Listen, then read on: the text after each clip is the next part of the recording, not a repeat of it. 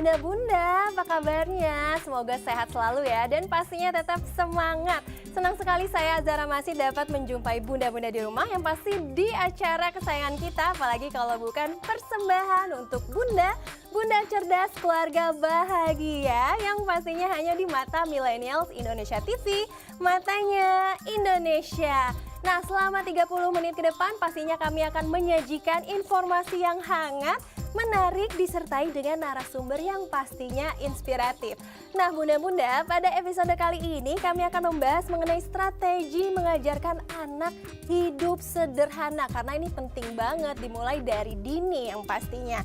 Bunda-bunda, tahu nggak sih, hidup sederhana ini sangat penting bagi siapapun.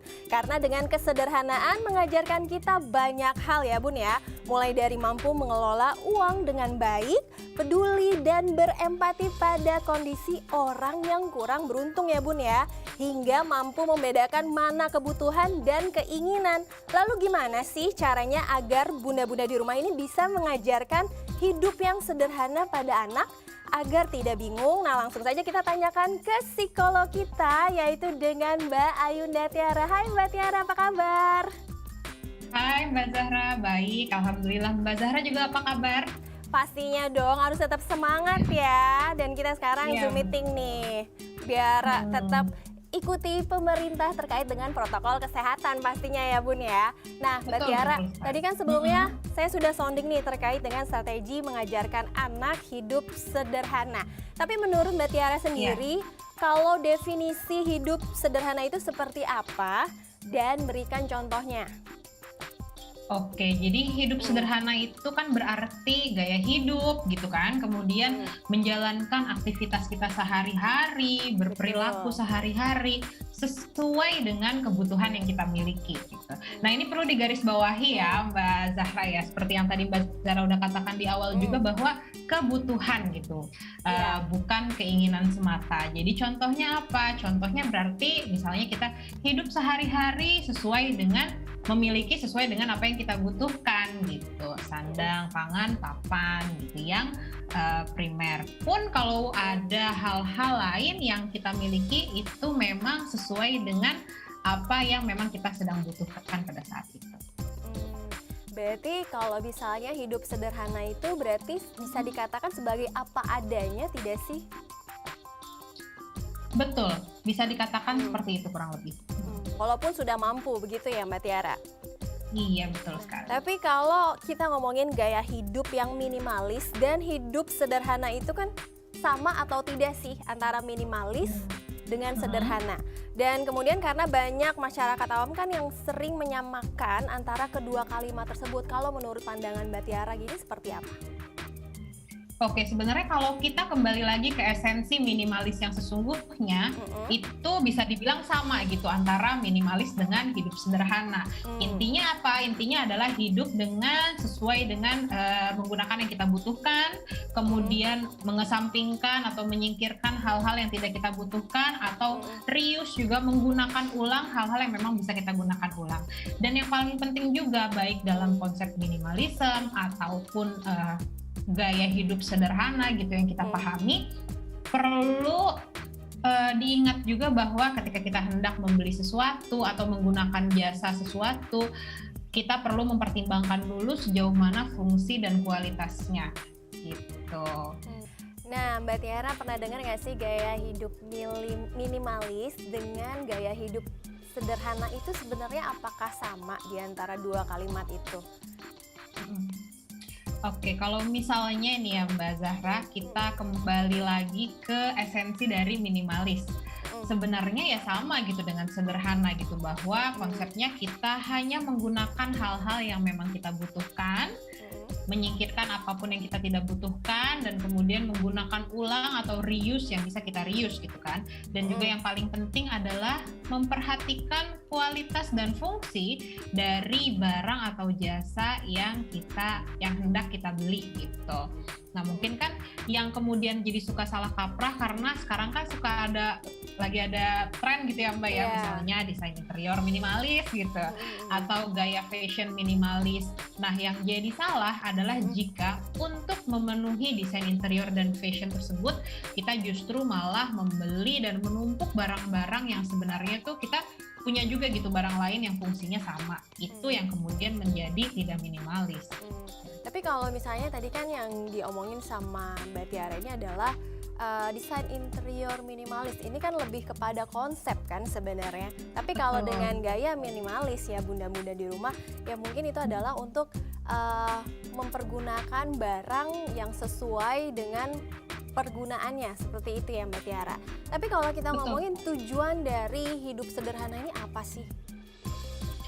Tujuan dari hidup sederhana ini adalah supaya kita terbiasa nih untuk hidup dengan resource atau sumber daya seoptimal dan seefisien mungkin gitu. Jadi menghindari adanya penumpukan gitu, penumpukan barang. Dan juga yang paling penting sebenarnya dari hidup sederhana ini adalah terbiasa bagi kita ini untuk mengelola diri, mengelola emosi dan perilaku kita gitu. Itu yang paling penting dari belajar hidup sederhana.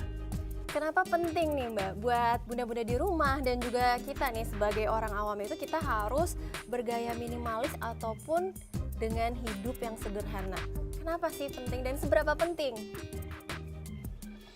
Yang pasti penting sekali ya Mbak ya, karena itu dia tadi kembali lagi bahwa dengan hidup sederhana kita bisa menggunakan sumber daya sesuai sebagaimana mestinya gitu kan, seefisien dan seoptimal mungkin. Kemudian di dalam proses hidup sederhana itu kan banyak sekali skill hidup yang perlu kita miliki, seperti tadi misalnya mengontrol diri, emosi dan perilaku, kemudian juga melakukan perencanaan, mengambil keputusan seperti itu. Jadi ketika kita bicara tentang hidup sederhana, sebenarnya di belakangnya itu banyak sekali perilaku-perilaku atau banyak sekali unsur-unsur berpikir yang sangat penting gitu untuk kehidupan kita berikutnya.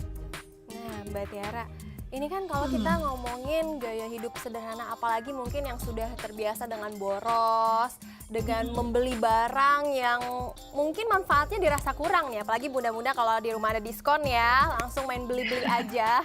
Nah itu gimana nih Mbak Tiara?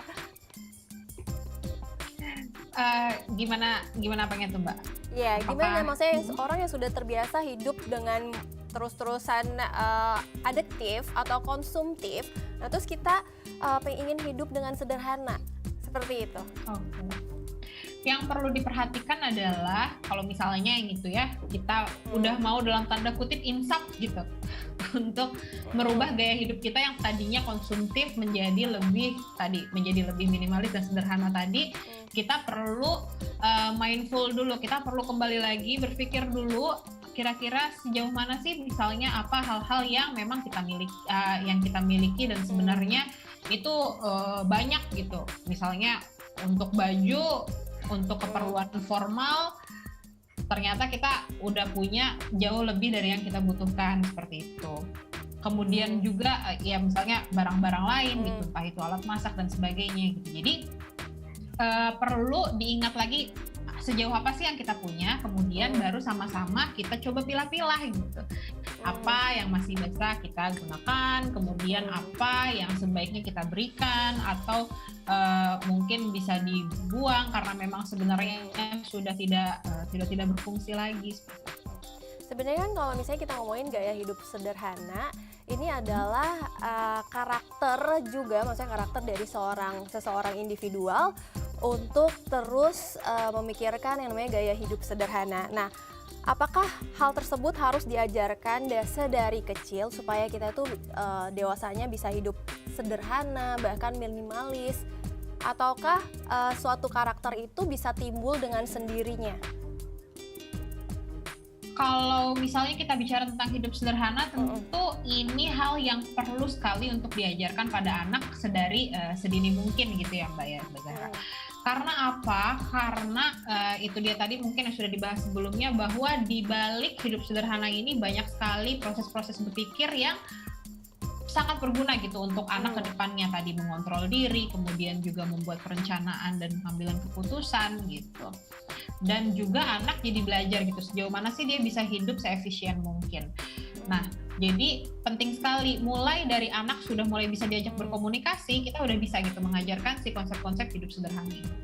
Nah, ini dimulainya kira-kira dari usia berapa tahun ya? Karena kan setiap anak kan beda-beda ya, maksudnya ada yang mungkin bisa komunikasinya mungkin udah dari 3 tahun atau bahkan 5 tahun. Nah, yang paling efektif ini pada usia berapa? Yang paling efektif mungkin ketika anak sudah mulai bisa berkomunikasi dua arah. Mungkin sekitar usia 3 tahun tuh juga anak sudah mulai bisa gitu diajarkan ketika misalnya dia minta sesuatu gitu. Anak sudah tahu maunya apa, kemudian dia minta sesuatu sama kita. Cara kita bersikap dalam respon kemauannya dia itu bisa menjadi hal yang kemudian dia ingat terus gitu. Kalau misalnya ketika dia minta sesuatu kemudian kita tanyakan, coba kamu kayaknya udah punya deh mainan yang gitu. Jadi kita mengenalkan gitu kepada dia bahwa oh sebelum membeli sesuatu itu kita perlu pikirkan dulu barang ini sudah punya ya, sudah kita miliki sebelumnya nggak ya gitu. Kemudian kalau misalnya kita belum punya, kita memang butuh nggak ya gitu. Misalnya dia minta beliin bola plastik yang gambarnya kayak bola basket gitu. Padahal sebenarnya di rumah dia sudah punya bola plastik yang bentuknya bola gitu kan. Ya maksudnya yang kayak bola kaki gitu. Jadi kita bisa sampaikan kepada dia, nah kamu kan untuk main bola kamu udah punya bola plastik yang ada di rumah. Biarpun gambarnya berbeda tapi fungsinya sama seperti itu. Iya, tapi kan kalau kita ngomongin namanya anak-anak ya, muda-muda di rumah itu pasti rewel dan kayak rasa ingin mempunyai barang itu pasti sulit gitu. Apalagi kalau udah nangis, pengen punya barang, udah aku pengen barang itu, tapi kan kamu udah punya di rumah. Nah, tapi nih sebelum masuk ke jawabannya Mbak Tiara, Bunda-bunda di rumah, pokoknya tetap saksikan program persembahan untuk Bunda.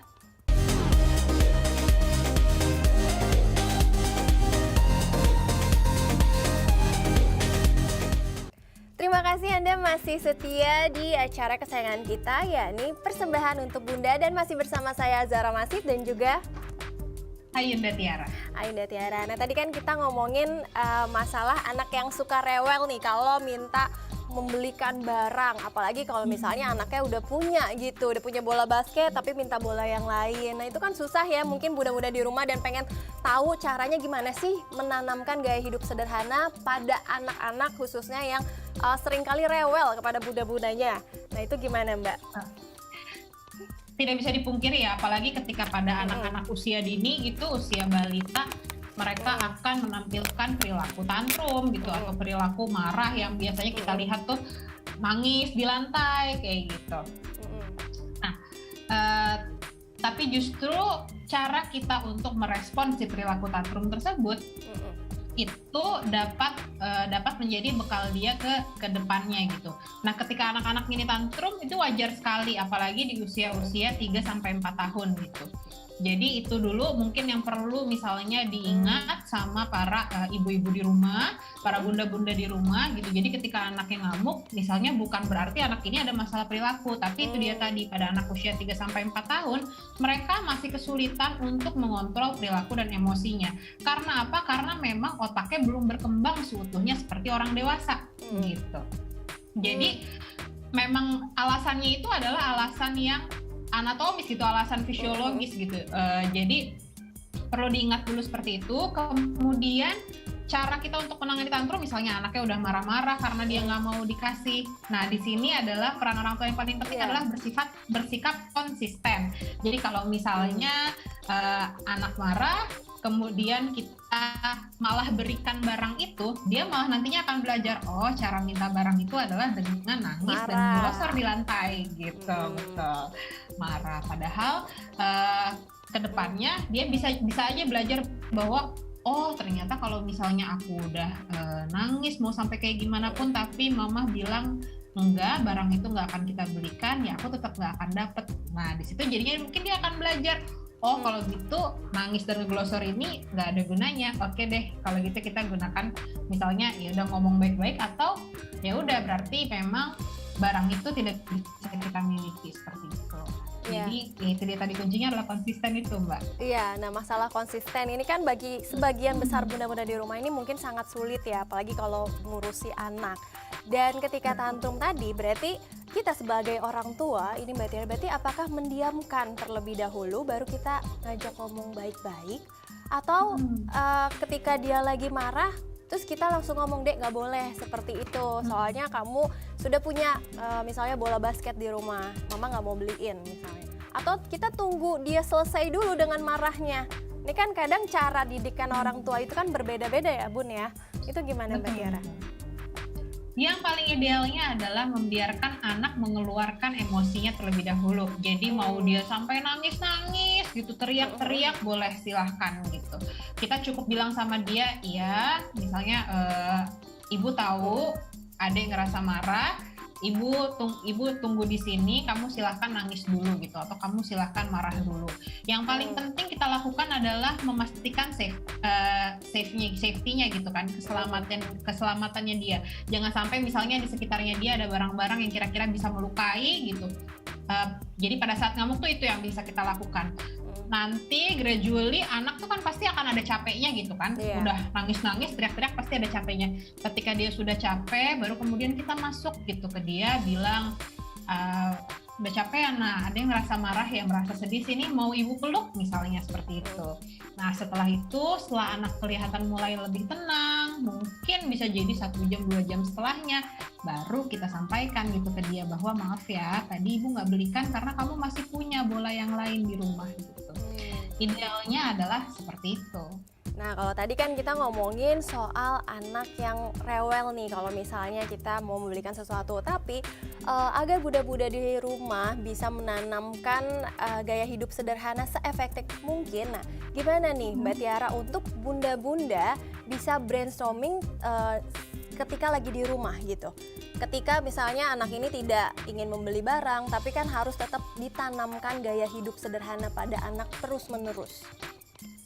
Oke, ada istilah kan monkey see, monkey do gitu. Jadi apapun yang kita misalnya sebagai orang tua lakukan gitu, kemudian dilihat sama anak kita, itulah yang akan mereka lakukan gitu. Karena kan kembali lagi anak tuh memang lahir ke dunia dalam posisi dia belum tahu apa-apa gitu, kasarnya seperti itu. Yang paling gampang adalah meniru perlakuan orang-orang sekitarnya, orang dewasa yang ada di sekitarnya, di mana itu adalah orang tua.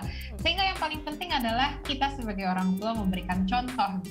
Penanaman nilai dalam hidup sederhana itu kan bisa muncul dalam kehidupan sehari-hari. Hal gampangnya misalnya ketika anak minta jajan, padahal kita masih punya banyak bahan-bahan makanan di rumah yang bisa kita olah menjadi snack.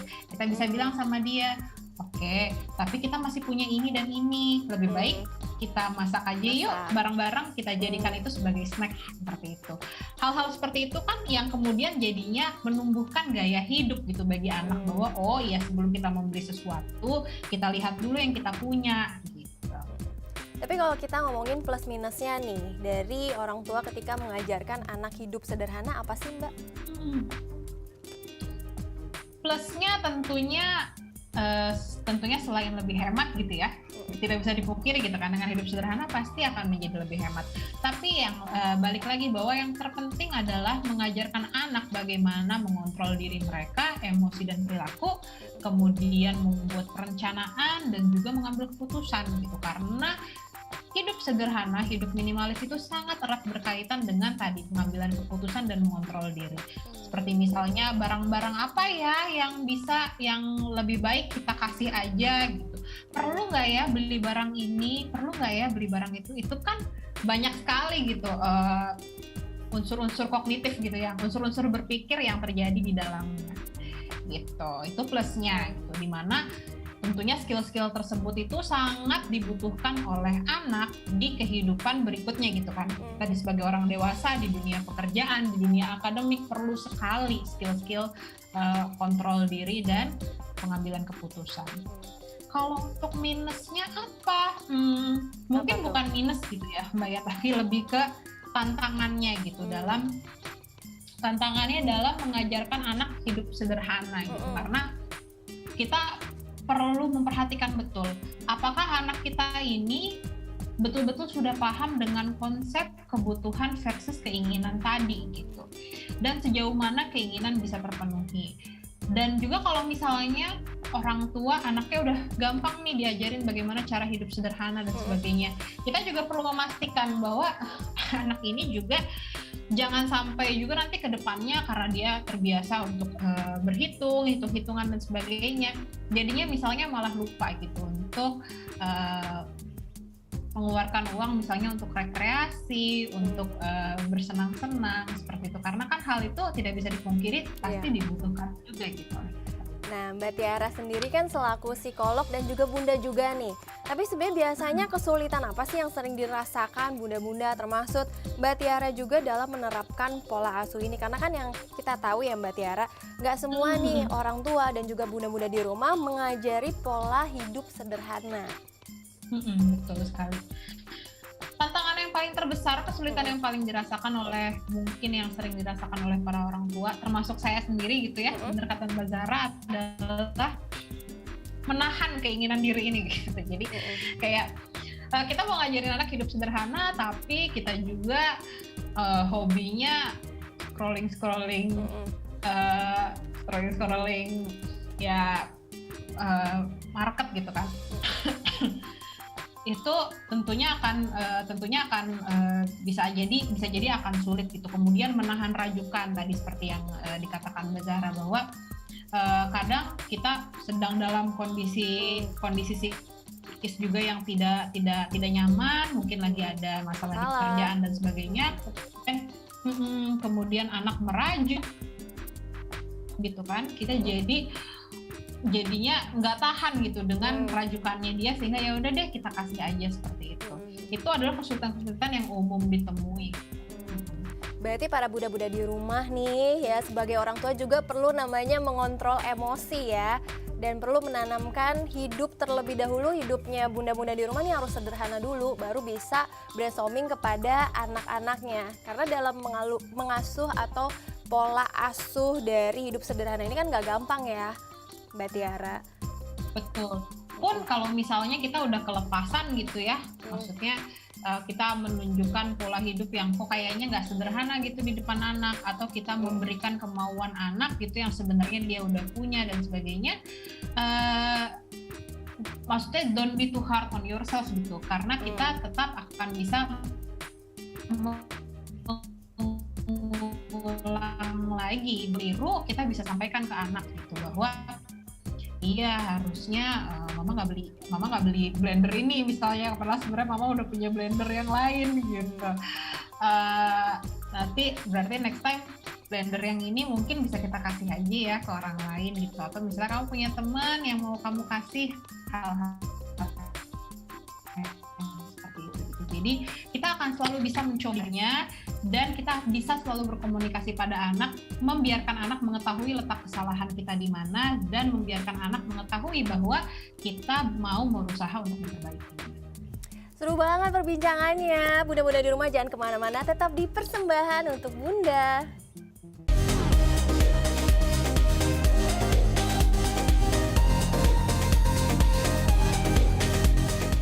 Terima kasih bunda-bunda di rumah masih menyaksikan Persembahan untuk Bunda, dan masih bersama saya Zara Masid dan juga Mbak Tiara. Nah, tadi kan kita udah ngomongin banyak hal ya terkait dengan hidup sederhana, tapi ya Mbak Tiara dan juga bunda-bunda di rumah juga mungkin pengen tahu nih faktor-faktor apa saja yang dapat menghambat anak untuk sulit menerapkan hidup sederhana. Kira-kira apa aja sih Mbak? Yang pasti adalah inkonsistensi pengasuhan gitu ya. Kalau misalnya kita sebelumnya udah setting, udah bikin peraturan gitu, anak nggak boleh beli ini, tapi kemudian di waktu lain atau oleh orang lain hal tersebut dilanggar dan dilakukan secara terus-menerus gitu, itu yang kemudian akan membuat anak kesulitan untuk mengetahui sebenarnya yang betulnya tuh kayak gimana sih, dan itu akan menghambat dia untuk mempelajari suatu konsep. Dalam hal ini berarti konsep hidup sederhana.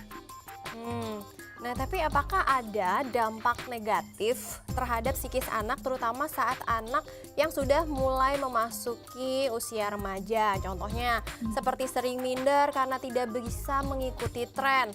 Terus atau misalnya kan kalau zaman sekarang orang ada yang anak remajanya diberikan iPhone terbaru, terus habis itu temennya juga pengen. Nah, seperti itu. Nah, itu gimana, Mbak? Nah, kalau kita membiasakan anak kita gitu dengan konsep hidup sederhana, hidup minimalis ini gitu ya, dari kecil justru ke depannya dia akan lebih bisa menghandle gitu masa-masa istilahnya tuh FOMO gitu ya, fear of missing out gitu kan. Iya. Jadi masa-masa di mana rasanya harus pengen ikutan tren ini, pengen ikutan tren itu. Nah, ketika anak sudah mempelajari konsep hidup sederhana sejak dini, dia akan lebih bisa terlindungi dalam tanda kutip gitu. Terlindunginya bagaimana? Dia jadi bisa memilih gitu kan, dalam pikiran dia dulu setidaknya apakah memang itu sesuai dengan yang aku butuhkan gitu. Kemudian apakah itu memang perlu untuk dibeli sekarang atau bisa nanti saja gitu. Dan juga kan sebenarnya ketika kita hidup sederhana bukan berarti kemudian kita jadinya berarti tidak mengikuti tren, kan nggak gitu juga gitu ya Mbak ya. Karena kan itu tadi balik lagi bahwa konsep hidup sederhana ini berarti adalah planning dan membuat keputusan gitu. Apakah barang tersebut benar dibutuhkan? Kalau ternyata barang yang lagi tren itu ternyata memang sedang dibutuhkan oleh anak itu kan, kenapa tidak gitu. Dan juga misalnya kita lihat lagi secara value dari barang tersebut, kemudian lama penggunaannya gitu. Kalau misalnya memang ternyata itu worth the price and the experience, so why not gitu, karena itu dia tadi kembali lagi ke proses pengambilan keputusannya gitu. Berarti kalau anak yang dari kecil sudah ditanamkan gaya hidup sederhana, ini akan terlindungi ya dari yang namanya mungkin sifat iri hati dan segala macamnya itu, karena kan mungkin anaknya akan bisa lebih mengambil kebijakan atau keputusan terkait dengan apa yang ia inginkan ataupun apa yang ia butuhkan, seperti itu ya Mbak Tiara? Betul sekali Mbak Zara. Nah, sebenarnya Mbak Tiara dan juga bunda-bunda di rumah sebenarnya masih efektifkah, khususnya buat orang tua juga, untuk membuat pengalaman-pengalaman kita di masa lalu sebagai cerminan kita untuk menerapkan pola kesederhanaan pada anak? Oke, jawabannya sebenarnya tergantung ya Mbak ya. Tergantungnya gimana nih? Oke. Tergantungnya kalau misalnya kita berfokusnya gitu ya, berfokusnya pada pelajaran-pelajaran atau pola pikir yang jadi terbentuk karena pengalaman di masa lalu tersebut, mungkin masih efektif gitu kan, karena yang kita ajarkan itu berarti bukan maksudnya karena dulu misalnya pengalaman yang pernah kita alami, maka sekarang pola pikir ibu jadinya begini gitu. Mungkin itu masih bisa efektif, tapi kalau dibandingkannya begitu saja mentah-mentah gitu, kayak misalnya dulu sih zaman mama nggak ada kita sih nggak pada main handphone, ya iyalah mungkin orang zaman dulu mungkin nggak ada handphone gitu kan. Kalau dibandingkannya mentah-mentah seperti itu mungkin menjadi itu dia tadi kurang efektif, karena kan zaman berubah gitu, pola hidup juga berubah. Betul sekali. Nah, terkait dengan pengelolaan uang dengan baik nih, ini kan merupakan salah satu konsep dari hidup sederhana ya Mbak Tiara. Dan konsep uang ini kan tidak perlu diajarkan kepada anak, apalagi anak juga udah tahu kalau uang itu dicari ada proses jerih payahnya. Tapi bagaimana dengan anak-anak yang mungkin belum mengerti tentang mencari uang, apalagi kan misalnya masih sekolah, yang mana uang tersebut kan masih mereka bisa minta aja sama orang tua untuk ini untuk itu dengan gampangnya. Nah, itu gimana Mbak? Oke, perlu ya sebenarnya ya mengajarkan anak terkait dengan pengelolaan uang ini gitu, karena ingat bahwa tadi kembali lagi fokus utamanya itu bukan sekedar pengelolaan uang, tapi pengelolaan diri. Jadi kalau di sini adalah pengelolaan perilaku kita ketika berhadapan dengan uang gitu. Sehingga kita misalnya mengajarkan kepada anak gitu bahwa uang itu tidak hanya sekedar sekedar hanya untuk bagaimana cara mencari uang, tapi juga misalnya bagaimana mengelola uang yang sudah kita miliki. Apalagi pada anak-anak gitu ya, pada anak-anak kan mungkin kalau anaknya masih kecil juga kita nggak bisa gitu kan ngajarin ke dia nih deh cara nyari uang tuh begini nggak bisa kayak gitu, tapi kita bisa ajarkan kepada dia cara mengelolanya gitu. Misalnya dia dikasih uang sama omnya gitu atau sama kakek neneknya, sama keluarga gitu.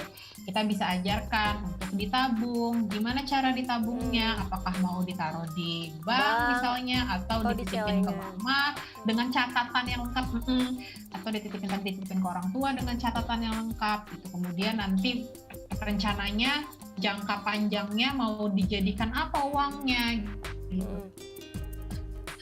Misalnya, mau dikumpulin sampai bulan depan, soalnya bulan depan mau beli sesuatu, hal-hal yang seperti itu gitu. Terus kalau mau kita tambahkan kira-kira perlu atau tidak gitu. Kemudian kita juga bisa sebagai orang tua mempertimbangkan kalau kita hendak menambahkan uang tersebut agar dia bisa membeli apa yang dia mau. Kira-kira apakah ya sudah diberikan saja langsung atau misalnya dia perlu melakukan sesuatu dulu gitu untuk agar lebih terasa gitu tadi si nilai dari uangnya tersebut gitu. Dan juga kita perlu mempertimbangkan juga gitu kualitas dan fungsi dalam membeli barang itu akan seperti apa. Kita tanyakan juga kepada anak, kamu yakin mau beli barang itu atau mau coba cari barang lain yang mungkin harganya lebih murah tapi fungsinya sama, hal-hal yang seperti itu gitu. Tadi kan Mbak Tiara udah sempat sounding nih terkait dengan penting banget untuk orang tua ngajarin anak hidup sederhana. Nah, kalau misalnya anak ini tidak diajarkan oleh orang tua sedari kecil khususnya untuk gaya hidup sederhana, efeknya apa yang akan didapatkan oleh anak? Efeknya kalau misalnya tidak diajarkan sejak dini, itu dia tadi, mungkin jadinya anak akan lebih challenging, akan lebih kesulitan dalam mengelola dirinya gitu kan, kemudian mengelola perilakunya terkait dengan penggunaan uang yang mungkin bahayanya ke depannya dia jadinya nggak memikirkan matang-matang ketika mau membeli sesuatu kayak gitu. Itu kan kemudian juga spending untuk hal-hal yang mungkin ternyata tidak produktif bagi dirinya dia. Hal-hal yang seperti itu kalau misalnya berulang terus kan bahaya gitu ya Mbak ya ke depannya. Iya, malah bisa jadi boros juga bunda-bunda di rumah. Nah Mbak Tiara, ini kalau khususnya banyak sebagian orang tua juga kan misalnya yang belum mengerti tentang pola asuh anak untuk menanamkan artinya gaya hidup sederhana sedari kecil. Nah ini gimana nih bagi orang tua atau bunda-bunda di rumah yang udah terlanjur, yang sama sekali misalnya anaknya mau apa aja juga dibeliin gitu. Apakah terlambat untuk pola asuh terkait dengan gaya hidup sederhana ini? Misalnya ketika remaja mungkin orang tuanya baru akan mulai menerapkan atau menanamkan gaya hidup sederhana. Oke. Ya, yang pasti tidak ada kata terlambat gitu ya untuk kita mengajarkan kepada anak supaya dia bisa misalnya menjadi hidup lebih sederhana gitu atau mengubah pola-pola spendingnya dia gitu selama ini. Tapi mungkin tidak bisa dipungkiri akan lebih challenging gitu kan ya. Akan lebih menantang. Nah, kalau misalnya bunda-bunda sekalian misalnya merasa kesulitan, bingung harus mulai dari mana, misalnya kita bisa gitu meminta bantuan dari profesional atau pihak ketiga gitu, entah itu financial advisor atau entah itu psikolog misalnya, untuk mengevaluasi terlebih dahulu. Misalnya mengevaluasi mindset apa sih yang perlu diubah gitu dari anak ini gitu, termasuk juga dari orang tuanya gitu kan, karena kan nggak bisa dipungkiri dari kecil tuh pasti udah terbentuk gitu mindset tertentu sampai dia remaja gitu kan. Betul. Nah kira-kira mindset apa saja nih terkait dengan pengelolaan uang, terkait dengan hidup sederhana yang kira-kira perlu diubah, kemudian mindset mana yang sudah tepat, kemudian kebiasaan-kebiasaan dia saat ini seperti apa, sehingga kita bisa lebih gampang mulainya karena kita bisa lebih tahu perlu mulai dari langkah yang mana gitu. beda perbedaan nggak sih Mbak? Misalnya nih, kan ada sebagian orang tua di rumah ini tidak semuanya kaya dan bahkan tidak semuanya juga kekurangan. Mungkin kalau bagi keluarga yang kekurangan dia bisa menerapkan atau lebih bisa menanamkan yang namanya pola asuh hidup sederhana. Tapi mungkin bagi orang yang sudah terlanjur kaya atau terlalu banyak uang dan mungkin agak sulit untuk menerapkan gaya hidup sederhana seperti itu. Sebenarnya bisa dikatakan belum tentu juga sih ya Mbak ya, kalau misalnya memang orang yang biasanya hidup dengan status ekonomi ke bawah, status ekonomi ke bawah itu jadi lebih mudah hidup sederhana dan yang di atas tuh jadi lebih susah gitu, karena itu dia tadi kembali lagi ke pengelolaan diri. Misalnya untuk anak-anak yang tadi misalnya dia terbiasa di ekonomi ke bawah, pun kalau misalnya tetap tidak diajarkan atau tidak diperkenalkan tadi konsep pengelolaan diri, konsep hidup sederhana dengan mumpuni, ketika suatu saat dia dapat uang gitu, bisa jadi kemudian malah spending untuk hal-hal yang kurang tepat gitu. Yang tadinya mungkin uang tersebut bisa diinvestasikan atau diapakan lah gitu yang jadi lebih produktif, tapi ini justru jadi hilang begitu saja gitu. Pun juga dengan anak-anak yang terbiasa hidup di kehidupan status sosial ekonomi ke atas gitu,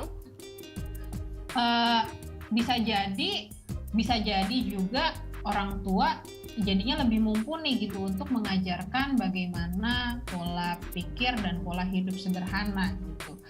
Biarpun tidak bisa dipungkiri juga akan jadi lebih sulit juga untuk mereka gitu, karena mereka merasa lebih punya banyak resource gitu untuk memenuhi kebutuhan anaknya gitu. Maksudnya adalah bisa jadi berpengaruh, tapi tetap bahwa ini merupakan hal yang penting untuk diajarkan, untuk ditanamkan kepada anak-anak supaya ketika dia kelak berada dalam status sosial ekonomi yang mungkin berbeda gitu dengan yang selama ini dia tumbuh, dia akan lebih bisa untuk striving. Oke, terima kasih Mbak Tiara, dan gak kerasa ya bunda-bunda di rumah ternyata udah 30 menit, artinya kita sudah ada di penghujung acara. Jadi ya bunda-bunda di rumah jangan lupa untuk saksikan terus program persembahan untuk Bunda di episode lainnya dengan tema yang gak kalah menarik dari hari ini. Dan saya Azhara Masid bersama dengan Saya Ayunda Tiara. Kami pamit undur diri dan bye-bye.